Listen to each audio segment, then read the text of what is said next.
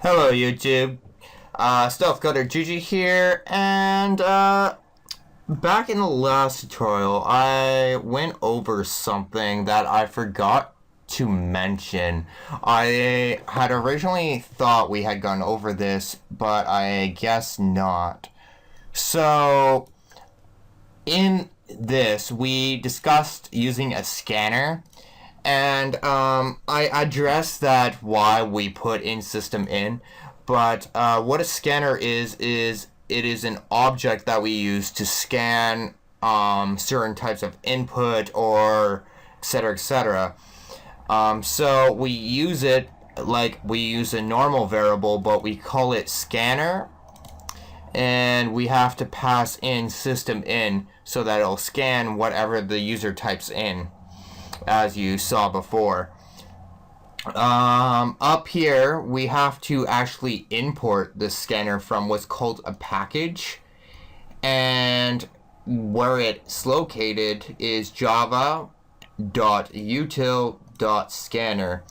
And basically what these dots represent is like a little subfolder within that. So Java would be the main folder, util would be a folder within Java, and scanner would be the class. And that's why we capitalize scanner, because most classes are indeed capital.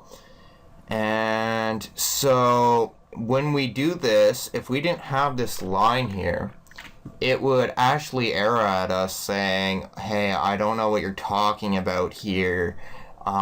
Could you explain? And so if we import this as a reference, it goes, oh, okay. So this is technically like, if you think back to like high school and when they would be like, cite your sources, this would be like citing your source, and so we don't plagiarize. In a metaphorical sense anyways. So we create our instance of our scanner, which we called X, and we didn't close. That's something I also forgot to do, is close it. You don't have to do it, but it's standardized for cleaning up your leftover code. And I'm not going to get too much into it, but you should do it because it is proper. String array names equal, yeah, you know that. So basically what this would return is whatever they entered. As you saw, it would read the entire line. There's actually a few others, so I'll actually go over that right now. I know I said that I was going to do loops, but I feel like loops. But I feel like I should address this. So let's go ahead. Let's go ahead and request the user to enter a name, and for so enter your name, and string s or name equals x dot next line, the same code that we used before. And so whatever they enter will be stored into this variable called name. And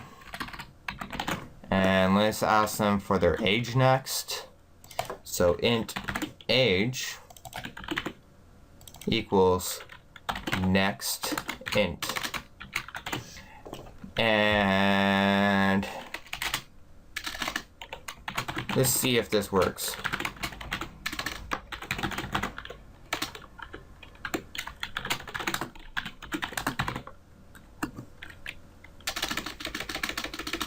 Actually,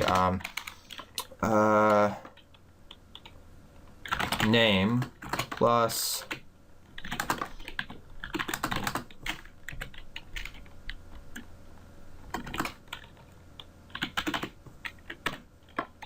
and okay, let's go ahead and run this. enter your name. My name is Juju. Enter your age. I am 221 years old. If I could type today, that would be helpful.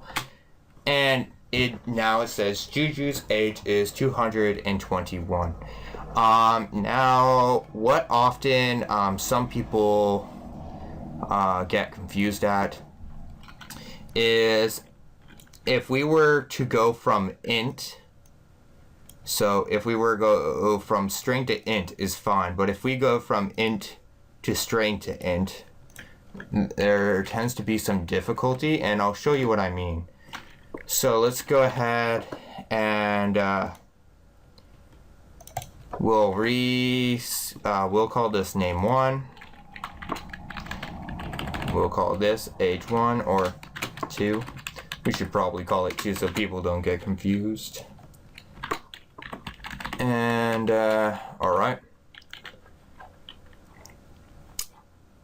And if we run it now, it'll say enter your name, Juju. Enter your age, 221. And now you'll see that it didn't even give us the chance to input, but it is going to ask our age. So if we type 90, blah, age is 90. And what this is that there is a line holder left over that our scanner looks for. And so when we go from int, when we scan for the next line, it counts the remaining, there's a /n, and I'm not sure if you know what that means, but it stands for new line. And so that's left over, and so it will automatically skip this. So what we have to do is right after is just do a simple x.flush and flush out that scanner, or is that I thought it was flush. Control space will allow you to enter your content, and reset, and that should allow us.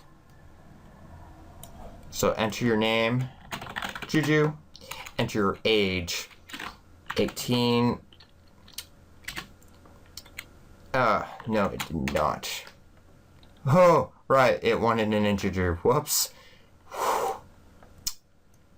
Wait. Okay, so, yeah. There is a proper way, but a typical way that I use just as well, is just scan for the next line.